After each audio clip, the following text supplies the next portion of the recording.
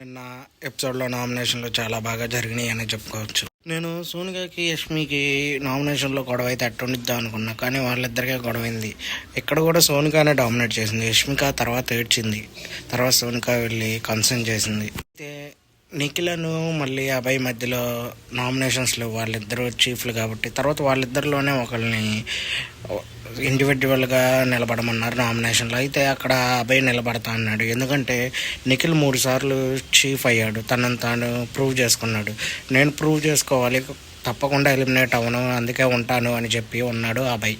నాగమణికంట చాలామందిని కావాలనే టార్గెట్ చేస్తున్నాడు. తను ఇన్నోసెంట్ అని అందరూ అనుకున్నారు, కానీ తను చాలా కన్నింగ్గా ఆడుతున్నాడు, చాలా ఫేక్ అని అందరూ అంటున్నారు.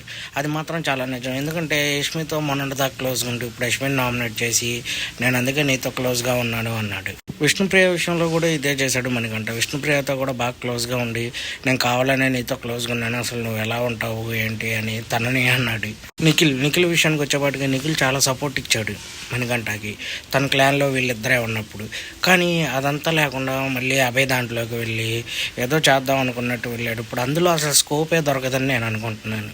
ప్రేరణ ఈసారి నామినేషన్లో ప్రేరణ కూడా కొంచెం గట్టిగానే ఫైర్ అయిందని చెప్పుకోవచ్చు నాగమణికంఠ మీద. ఓకే ఫ్రెండ్స్, మంగళగిరి మా యూట్యూబ్ ఛానల్ని లైక్ చేయండి, షేర్ చేయండి, సబ్స్క్రైబ్ చేయండి. ఏమన్నా తప్పులు ఉంటే క్షమించండి.